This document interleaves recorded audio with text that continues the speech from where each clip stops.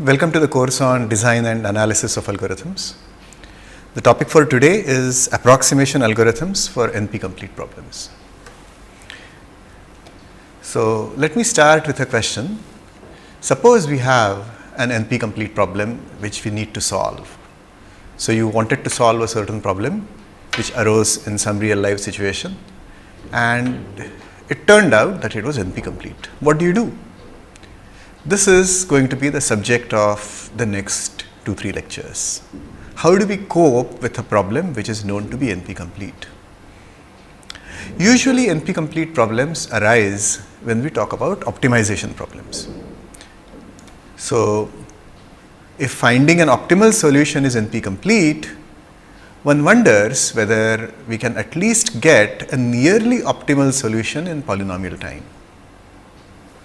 This approach is actually quite promising, and it's the approach of finding fast approximation algorithms. We will not be interested in this 2-3 lectures in finding the optimal solution, but we will be interested in finding an approximately optimal solution, and therefore we will be devising algorithms which are called approximation algorithms. And our hope is that for the real life application that we are worrying about, the approximately optimal solution that we find is also fairly useful. Another possibility is to examine whether the real life problem that we want to solve has additional features that make it a special case of an NP-complete problem. If this is true, then sometimes the special cases can have efficient algorithms, can have polynomial time algorithms. So for example, vertex cover is NP-complete, but if you are finding a vertex cover on a tree or on a bipartite graph, we do have fast algorithms, polynomial time algorithms for solving such problems. So it's useful to think about whether the real life problem that we are solving has any special features. Sometimes those special features can be exploited to get fast algorithms. Another possibility is to find what are called pseudo polynomial time algorithms. So let me explain this a little bit more. An algorithm is set to run in pseudo polynomial time if its run time is polynomial in the size of the input instance. So far so good, so far like the usual definition. Here is the difference. The runtime is polynomial in the size of the input instance when the numbers in the input are represented in unary. In the normal definition, or in the definition of polynomial time, we require that the numbers be represented in binary or in some radix which is larger than 1. What happens if we represent them in unary? So just to clarify, if we have a number 13 that we want to represent, in the unary representation system, it will be represented by a string of 13 ones. So note for one thing that this representation is going to be much longer than this representation. If you look at binary, this is going to be the representation, but this is still substantially smaller over here than over here. In fact, the number of bits needed over here is log of this. So there is going to be a big difference between the length of your input instance when measured in unary or in binary. So naturally, if you are only interested in devising algorithms which run in time polynomial in the length of the unary representation, you have got a lot more freedom to work with. Okay, your algorithms can take somewhat longer than if they were to be running in time polynomial in their binary representation, when the numbers are represented in binary. We have in fact seen a pseudo polynomial time algorithm in this course. So this was the dynamic programming algorithm that we saw for the knapsack problem. Let me remind you what the problem was. You are given n items specified by their weights and values, and you are given an integer capacity for a knapsack. All these were integers. This description applies only to integers, by the way. Now, it was assumed implicitly that the weight, value and capacity are d-bit numbers. So, since there are 2n weights and values and 1 capacity, the input size is d times 2n plus 1.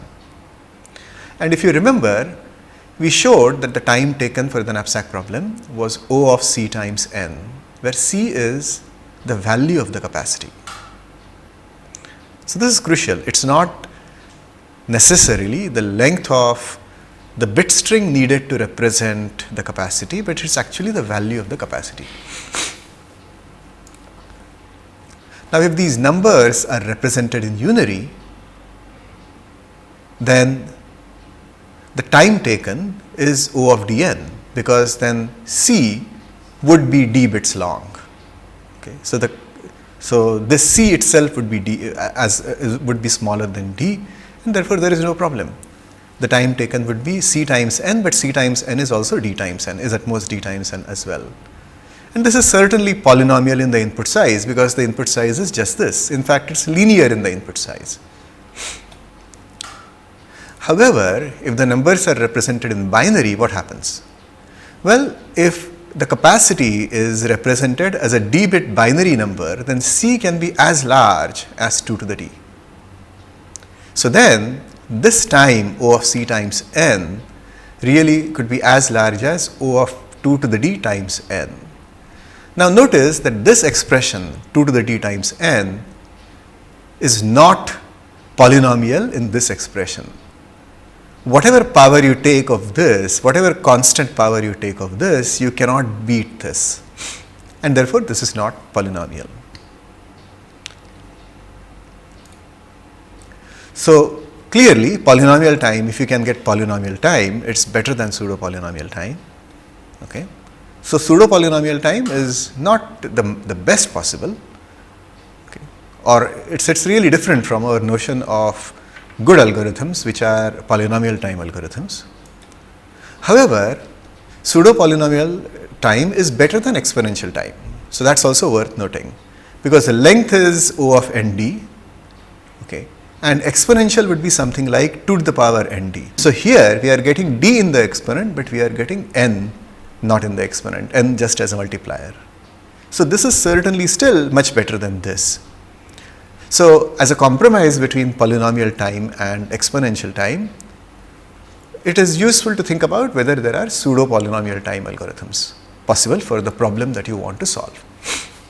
Then people do look at algorithms which are difficult to analyze, but instead of analyzing them, they try out lots of instances and check whether the algorithms run fast enough.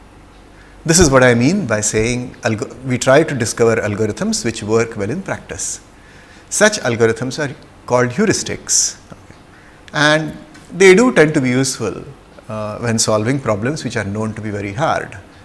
So often it may turn out that you may have a good heuristic which you really cannot analyze, but it seems to do the job. If it seems to do the job, why not use it?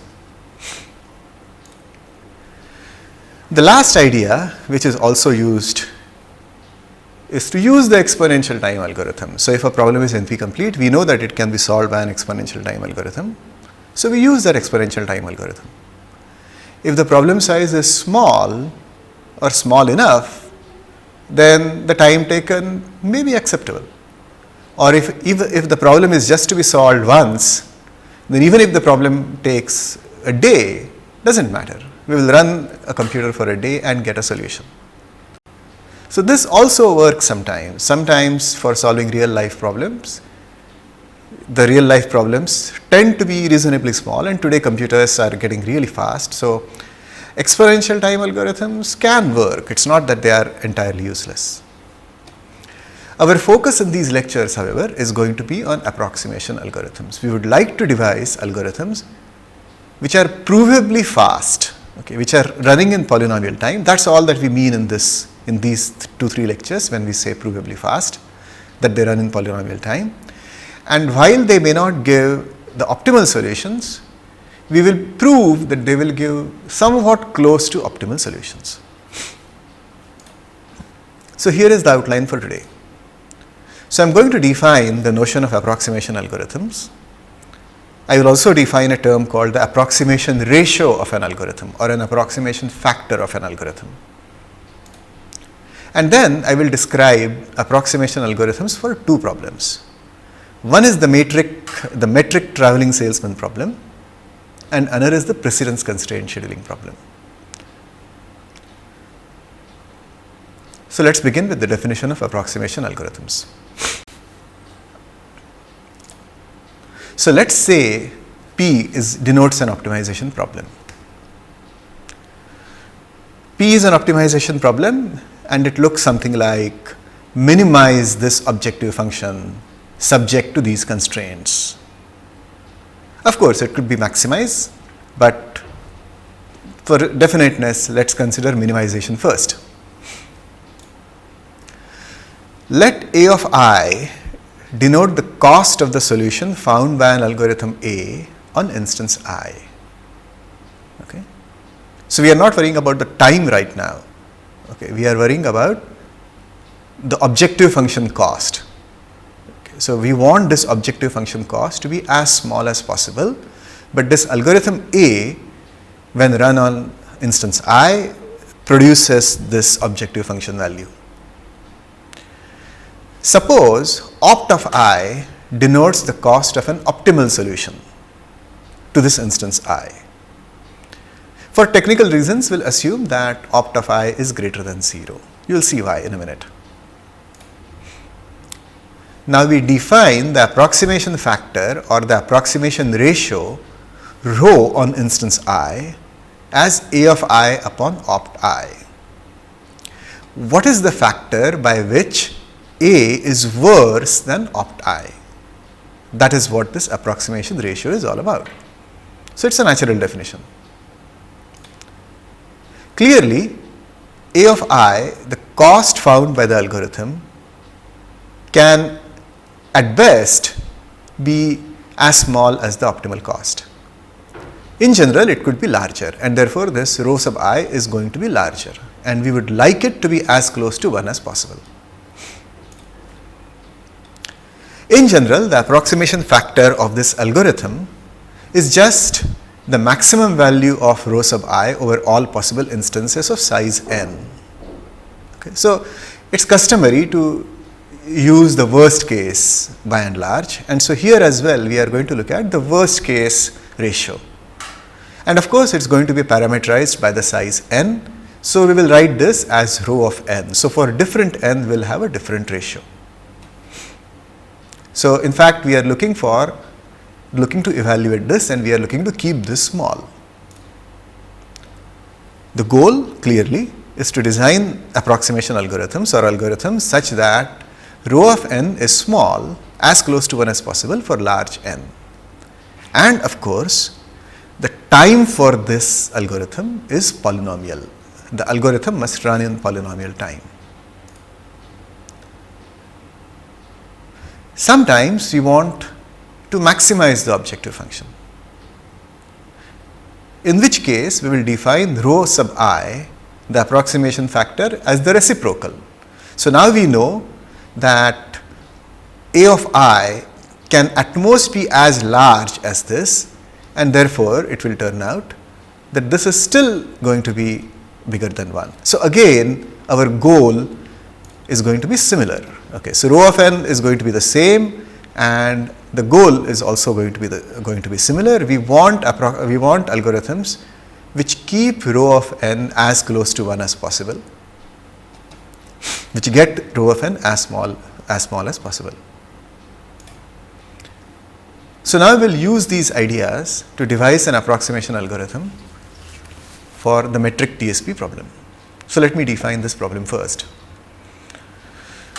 The input to this problem is a graph G, and this is going to be specified as an n by n matrix D, in which D of ij denotes the distance between vertex I and vertex j in this graph.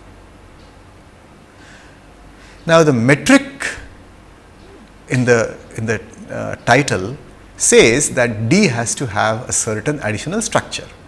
Specifically, D has to form a metric, and by that we mean, first of all, for all I, the distance of a node to itself has to be 0. The distances have to be symmetric. The distance from I to j has to be the same as the distance from j to I. And the final thing is that for all ijk, the distance of going from I to j directly has to be no larger than the distance of going from I to k first and from k to j next. This is often called a triangle inequality constraint. So imagine that I, j, k are the vertices of a triangle, and this just says that the straight distance going from I to j is smaller than the indirect distance. So let me first take an example of what a metric problem is going to be. Okay. So I am not going to draw the matrix D, but I am just going to take the problem and I am going to draw the graph corresponding to the problem. So one way to use such a graph is to imagine that the vertices are embedded in the Euclidean plane. So for example, here is vertex 1, here is vertex 2, here says vertex 3, here says vertex 4. I could draw out all the edges, but even without drawing all the edges, let me tell you that the distance from I to j is simply the straight line distance in the plane. So d of I to j is straight Euclidean distance in the plane.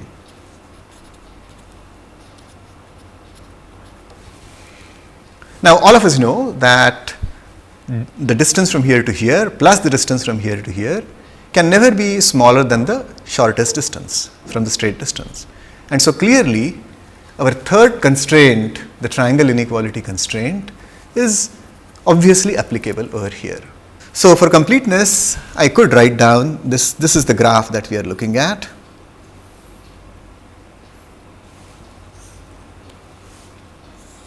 Okay, for example, and if you do the arithmetic, you could say, for example, that you could calculate the distances. Okay, so this is the graph, and if you look at dij to be the Euclidean distance, then clearly it will satisfy all these metric the properties mentioned over here. So this would be a traveling salesman problem instance. Okay, what is supposed to be output? What is supposed to be output is a cycle in the graph passing through all vertices exactly once, such that the sum of the distances associated with the edges in the cycle is as small as possible. So this is the same thing as in the TSP problem. You want a tour in the graph passing through every vertex such that the tour length is as small as possible. The first claim is that metric TSP is NP complete. Well, I think we have studied earlier that TSP is NP complete, but it turns out that even with these restrictions, so this is a special instance of a TSP, but even with these special restrictions, TSP remains NP complete. Here is the claim that we are interested in and which we are going to prove. So the claim is there exists a two approximation algorithm for metric TSP. Here is a quick overview of the proof. In fact, the proof is actually quite simple. The idea is actually quite interesting but short. So the general idea is this, and this scheme appears in other places as well. So first we are going to find the lower bound L on the length opt of the optimal tour. So whatever graph we are given, it has some optimal tour. We'll try to figure out a lower bound on it. Okay. Then we will construct a tour of length C, which is at most twice this. So notice that it is very hard to figure out the length of the optimal tour. So we really want a tour which is, say, twice the length of the optimal tour. But rather than that, we will find a lower bound which will be easily computable, and we will show that we can construct a tour which is at most twice the length. But since this is a lower bound, we know that that C must also be less than twice opt, because L is less than opt, therefore C is less than twice opt. So this is going to be what we are going to do. So we'll look at each step in turn. So this is the first step. So we want to find a lower bound on the length of the optimal tour. So here is the main claim. The claim says that the weight of a minimum weight spanning tree of G with D as the weight matrix is a lower bound L on the length of an optimal tour of G. So this is the lower bound that we wanted. So I just have to prove this. So let's imagine that we are given any optimal tour. We take that optimal tour and we remove an edge from it. What do we get? Well, we'll get a path which passes through all the vertices of the graph once. It starts at some vertex and it passes through all the other vertex and returns to some other vertex. But is there anything interesting that we can say about this path? Well, this path is also a special case of a spanning tree. This is a spanning path. It passes through every vertex, and therefore this also is a spanning tree of G. So its length, its total length, is certainly no smaller than the weight of the minimum spanning tree.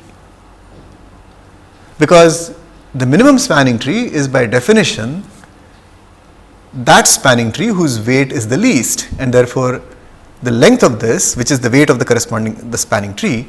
By the way, in this case, weight and length are to be used synonymously. Weight is the terminology used in connection with minimum spanning trees, and length in connection with tours. So I am sticking to those, sticking to that, but really length and weight are the same.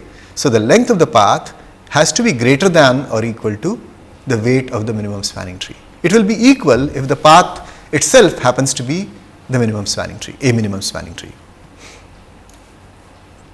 But the length of the tour is bigger than the length of the path, because the tour in fact contained an extra edge, and therefore the length of the tour is also bigger than the weight of the minimum spanning tree. But this minimum spanning tree has weight L, and therefore we are done. Okay, so the length of the optimal tour is bigger than L. So we have proved this. We have established a lower bound L on the length opt of the optimal tour. Now we want to construct a tour and argue that its length is at most 2 times L. And once we are done, we will have proved our result. So here is how you construct a tour with length less than 2 times L. So I am going to give you the algorithm. So first we find a minimum spanning tree which allows us to determine the L. So the weight of the tree is L. We can actually write this down. We can find the minimum spanning tree and we can find its weight, and that is going to be L, the lower bound. Next, we do a DFS traversal, depth first traversal of T, or do a depth first search of T, and we look at the sequence of vertices that get visited. And that sequence is written out as E. So let's take our graph and let's look at that sequence. So here is our graph. Now we start at 1, and if we are doing the depth first search, well, there could be many ways in which we do the depth first search. Okay. So first of all, I have to identify what this tree T is going to be. So clearly this is going to be the tree T. So this is going to be the minimum spanning tree in this graph, the red edges. Now if I want to do a depth first traversal of this tree, say starting at vertex 1, what would I get? So from here, or let me just use red again. So from here I would visit 2, then from here I would visit 3, then I would go back, then I would go forward, then I would go back, then I would go forward. And so the E that I get is going to be something like this. So I start with 1, then I go to 2, then I go to 3, then I go to 2, then I go to 4, then I go to 2, and then I go to 1. So this is going to be my sequence E. So 1, 2, 3, 2, 4, 2, 1. Okay. So this is how I have constructed E. Now the idea is that if V appears more than once in E, so there are several vertices which appear more than once, we are going to delete its first appearance. Okay, so one appears more than once, but this one is really the same as this one because the tour is just closing. So we don't worry about this. So the first that appears more than once is this 2. So now we are going to delete it and we are going to replace it by the direct edge. Okay, so we are going to delete 1 to 2 and 2 to 3 and we are going to replace it by a direct edge. Okay, or maybe I will use black, but that's fine, this will be perfectly understandable. And then we are going to repeat the previous step while possible. So if a vertex appears several times, we are going to short circuit it, we are going to shortcut it. Okay, so our current E now is going to be this, we have just removed this. Okay, so the next vertex that appears twice is 2. Okay, it already appeared, but it is going to be 2. It could be another vertex, but in this case it just happens to be 2. Okay, so we are again going to delete its first occurrence. So if we delete its first occurrence, what does it mean? Instead of going from 3 to 2 and 2 to 4, we are going to remove these edges and we are going to replace it with this direct edge. So we are going to keep on doing this step as many times as needed. Okay. And at the end we are going to return E. Okay, so let me draw another picture to show you what this E that is to be returned is. So this is our vertex 1, vertex 2, vertex 3, vertex 4. So our original tour was 1, 2, 3, 2, 4, 2, 1. Okay. So we removed this 2 and then we removed this 2 and we were left with this. So our E that remains at the end is going to be this. So going directly from 1 to 3, then going directly from 3 to 4, then 4 to 2 and 2 to 1. So this is the E that we would be returning. This is the claimed final answer.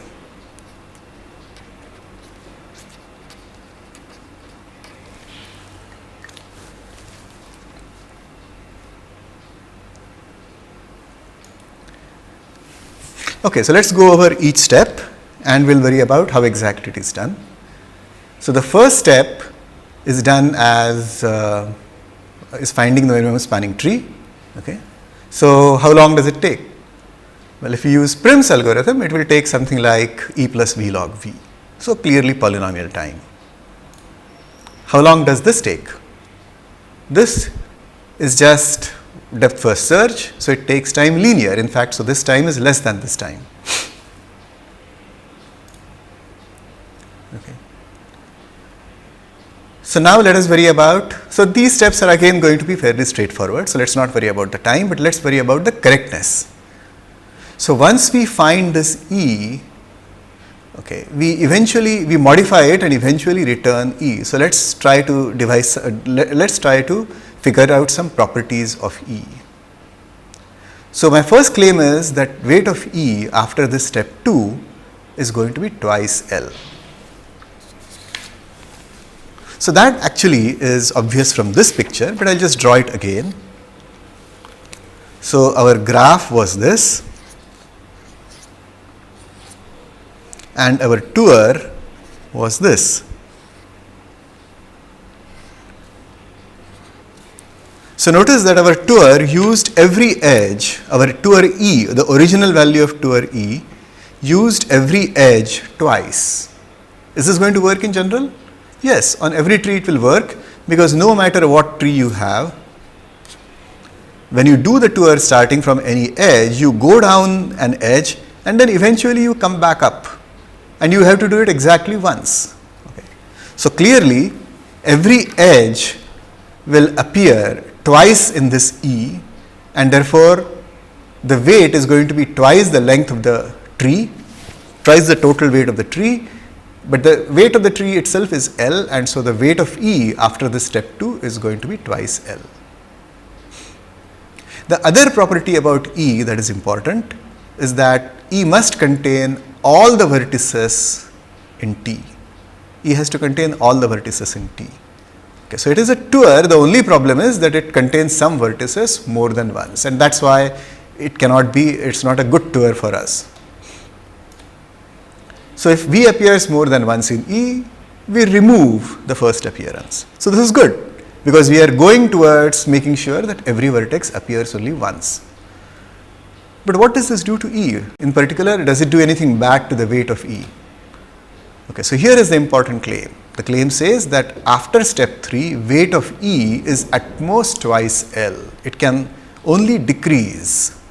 Now this is the main part of the argument. So, and the proof is actually quite simple. So what is the new weight? The new weight is the old weight, okay? And suppose V was the edge we deleted. Okay, so let me take a picture to explain this. So this was a portion of E, and this is the vertex V which we are deleting. How do we delete it? We take the previous vertex, which we call U, let's call it U. We take the next vertex, we call it W, and we remove these two edges and we put down this edge. So what happens to the total weight? Well, the total weight now becomes the old weight plus what we put in, or minus what we removed. So minus what we removed is, so minus of d of uv, and we also removed this plus d of vw, and we put in uw.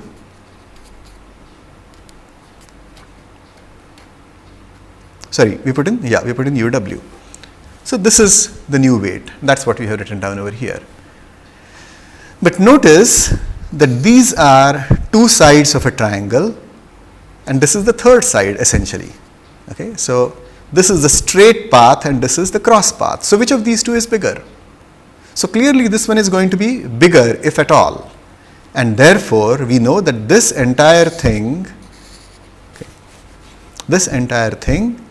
has to be less than or equal to 0, or therefore the whole thing is at most old. So we have proved that the new weight is at most the old weight. The old weight was twice L, and so the new weight is also twice L.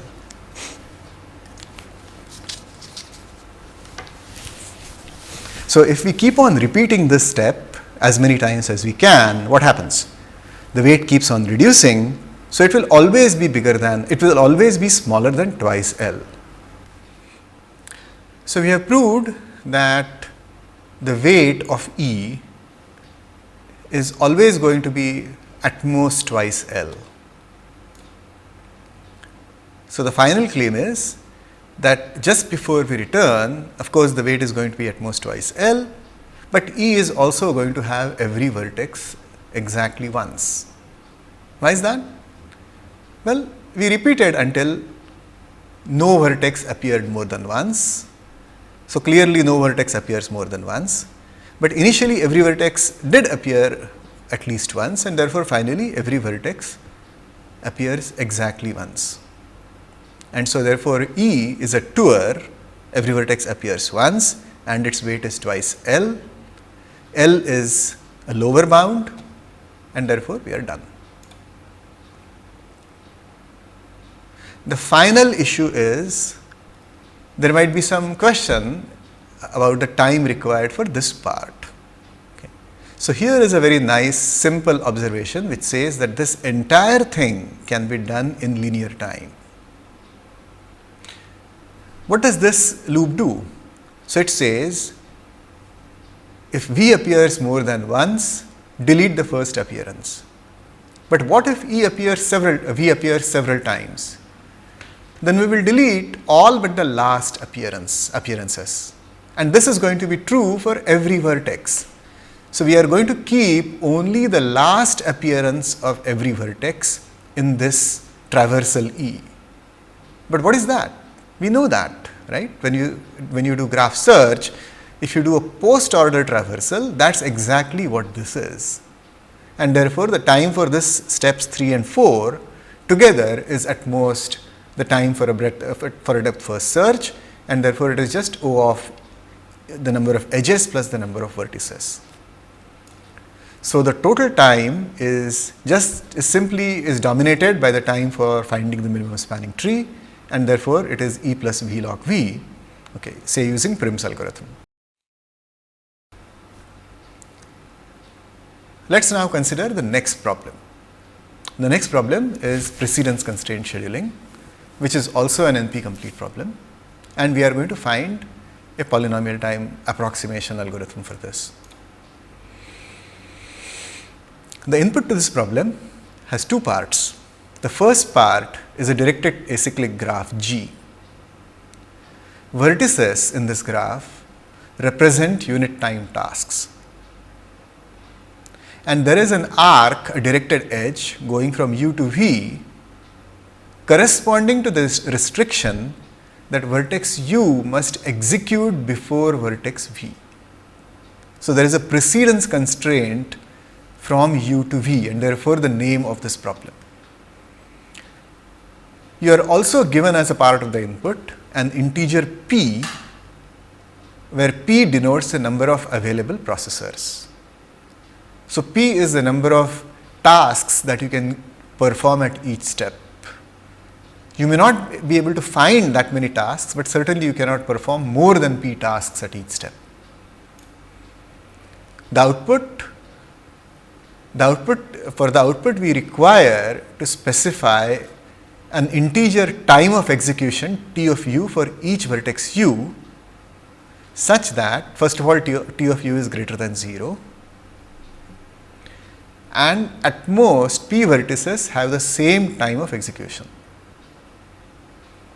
Furthermore, if there is an arc from U to V, okay, then the time of U must be strictly less than the time of V.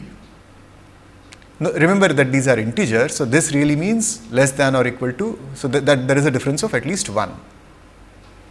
And finally, we want to minimize the length of the schedule. Okay. So the maximum over all times, okay, is as small as possible. This problem is known to be NP-complete for variable P. So if P changes, P is allowed to change as a part of the input, then this is known to be NP-complete. Here is one lower bound. I claim that the length of the longest path in this graph is a lower bound. So let's do that let's see that, and for that let's take an example as well. So let's take a simple graph. So say the graph G looks something like this. So here is vertex 1, which is one task. Here is vertex 2, which is another task. Then maybe there is vertex 3 over here, and there is an edge from 1 to 3. There is a vertex 4, and there is an edge from 1 to 4 as well. Maybe there is an edge from 2 to 4 also. Maybe there is a vertex 5. and there is an edge, and say there is an vertex 6 with these edges. So this, for example, is G. So this is one part of the input, and let's say P is equal to 2. So we want to find a schedule. So I claim the first lower bound, and that is claimed in the first lower bound, that no matter what you do, the length of the longest path is a lower bound on the time required. So the idea is actually fairly simple. So let's identify a longest path over here. So in this case, the longest path is quite simple. So say, for example, this is the longest path. There are several longest paths, but this is the longest path. What is its length? Well, we are supposed to measure the lengths in terms of the vertices, the vertex length. So this has length 3. And the claim is that the length of the schedule must be at least 3. Why is that? Well, the precedence constraint says that if this is executed at step 1, whatever step it is executed at, this can not be executed at the same step, so it has to be executed one step later. This has to be executed one step further than that, and so on. So whatever the length of the graph is, that many steps are needed for this execution. So that's the first lower bound. A second lower bound is based on how much load can be consumed at each step. So if n is the number of vertices in G, how many time steps, how many vertices can be consumed, can be worked on by the P processors at each step? Well, at most P, and therefore n over P steps are at least needed. So that lower bound in this case is 6 upon 2, which is also equal to 3. So the first lower bound L is equal to 3, the second lower bound is also equal to 3. So let us now examine whether in fact the upper bound for this matches. So does it match? Well, here is one possible schedule. So we will schedule this at step 1. We will schedule this also at step 1. And in fact, that is our only choice. Next, we have these 3. So we can pick, say, this we will schedule at step 2, this we will schedule at step 2. This is ready to be scheduled, but we cannot schedule it, okay, because we only have 2 processors. So this has to be scheduled at step 3. This, we have a processor available, but this cannot be scheduled at step 3 because this has to be scheduled only after this. So this has to be scheduled at step 4. So T of 1 and T of 2 are both 1s, T of 3 and T of 4 are both 2s, T of 5 is 3 and T of 6 is 4. So in this case, the upper bound in fact is 4 and it is bigger than the lower bounds. Okay, so now I am going to describe the algorithm which will get within twice the best possible schedule, and it will use these lower bounds, and it will also use a notion of a ready vertex. So a vertex is said to be ready or ready to be scheduled if it has no predecessors or all its predecessors have already been scheduled. So now I will describe the scheduling algorithm. So this is a procedure shed which takes G and P, and it's a 2 approximation algorithm. It produces a schedule whose length is twice the optimal schedule, as we will prove in a minute. So here is the algorithm. Actually, it's quite simple. While the entire graph has not been scheduled, we select as many ready vertices as possible, but at most P. For each selected vertex U, we will set T of U equal to I. So we will schedule it at step I, and then we will increment the time, and then we will repeat. How long does this whole thing take? Okay. Well, the algorithm will take time. The time required will be the time to identify these ready vertices. So the ready vertices will be found by looking at vertices which have already been scheduled. I will just say that this can be done very efficiently by doing a topological sort, and in fact you can do the whole thing in time linear in the size of the graph. So this in fact will run in polynomial time. Okay. So it is easily shown that a topological sort will suffice. Let us now consider whether this is correct. Okay. So is this correct? Well, we are following the restriction about the number of processors because we are only picking at most p vertices. We are following the restriction about precedence because we are picking only ready vertices. So this is going to produce a correct schedule, a valid schedule, and it is going to run in polynomial time. The only thing that we need to prove that it is a 2 approximation algorithm. So let G sub I denote the graph induced by the unscheduled vertices after iteration I. L sub I is the length of the longest path in G sub I. So remember that that's a lower bound on G sub I. Let N sub I denote the number of vertices in G sub I.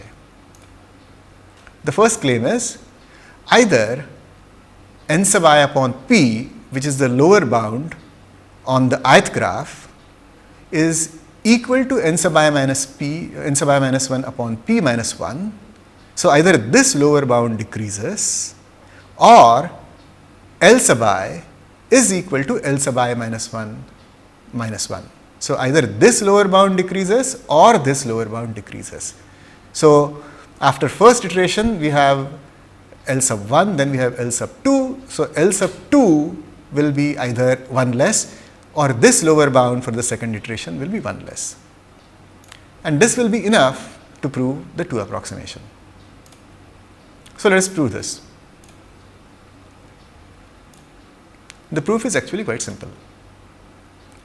So the basic step in the algorithm is to find p vertices in that step 3 of iteration I. Okay. So suppose it does find those p vertices in iteration I. So what happens? Okay. So if it finds p vertices, then the number of vertices that remain is going to be p less. So n sub I is going to be equal to n sub I minus 1 upon p. But now if we simply divide by p, then we will get part A. So if this happens, then part A will hold. The other case is, suppose that the algorithm does not find p vertices.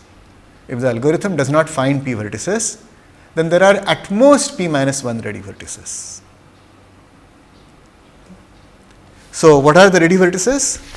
The ready vertices are the vertices in the graph such that their predecessors have already been scheduled, or they don't have any predecessors whatsoever. What do we know about such vertices? Well, what do we know about paths? Here is the key idea. Every longest path must originate on one of these ready vertices. Suppose it doesn't. Suppose here is a longest path. Well, we go back. This is not a ready vertex, so there must be a vertex behind it. If there is a vertex behind it, then we are getting a path even longer. Therefore, by contradiction, the longest path must originate over here. So the algorithm, on the other hand, schedules all these ready vertices. But if it does schedule all these ready vertices, then the lengths of all the paths starting at these ready vertices, including the longest paths, must decrease by 1. But that's essentially saying that L sub I equal to L sub I minus 1 minus 1. Thus, we have proved this. Either this holds or this holds. The next claim is that this algorithm gives a 2 approximation. So here is the proof. So remember, L was the lower bound, the length of the longest path in the entire graph. So I am going to call it L sub 0. N was the number of vertices in the entire graph. I am going to call it N sub 0. The initial lower bounds thus are L sub 0 and N sub 0 upon P. After iteration I, the bounds are L sub I and N sub I upon P. And what else do we know? claim 2, which we just proved, says that either the first bound or the second bound drops by 1 in each iteration. So starting from L0 and this N0 upon P, we go to L1 and N1 upon P, L2 and N2 upon P, and so on. Claim 2 says that either the first one drops or the second one drops, eventually until we get to the last iteration. No bound can drop below 0, right? Because it doesn't make sense to say that the length of the path is negative or that the number of vertices is negative. So which means that if more than L plus N over P steps are taken, then one of these bounds must become negative starting from here, because this L0 can only drop by L, this can only drop by N over P, so one of these has to go below 0, but that's not possible, and therefore it means that L plus N over P steps must suffice. Our schedule must have length L plus N over P at most. But what do we know about L plus N over P? Well, this is certainly less than 2 times max of L and N over P. So we'll just replace the smaller of the two with the max. So this is going to be less than 2 times max of L and N over P. But what is max of L and N over P? So this is a lower bound, this is a lower bound. So the larger of the two is also a lower bound. Okay, so but if it's a lower bound, then opt is even bigger than this. So this is less than twice opt. So this max is a lower bound, so opt, the length of the optimal schedule, cannot be smaller than the max, and therefore we have that L plus N over P is less than 2 times opt. But this is the length of the schedule which we produced, and this length is less than 2 times opt. So we are done. So we have proved that this algorithm gives a 2 approximation. Okay, so now I am going to conclude. So today we discussed various strategies for coping with NP-complete problems. The strategy which we are going to study is the strategy of devising approximation algorithms. So these are defined as giving nearly good solutions rather than the best possible solutions. But the good thing about them is that the time is polynomial. There are various techniques for designing approximation algorithms. And the technique that we studied today can be summarized as follows. So basically we try to find lower bounds on the objective function which we want to minimize. Okay. And then we try to get close to these. Of course, if the objective function had to be maximized, then we'll try to find upper bounds and we'll try to get close to those. Okay. So we will devise algorithms in this case which will get close to these lower bounds.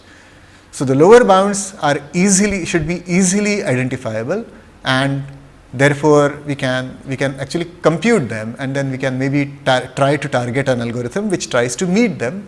But of course it will not succeed in meeting them, but it will succeed in hopefully getting close to them. We will see more such techniques in the next lectures. Thank you.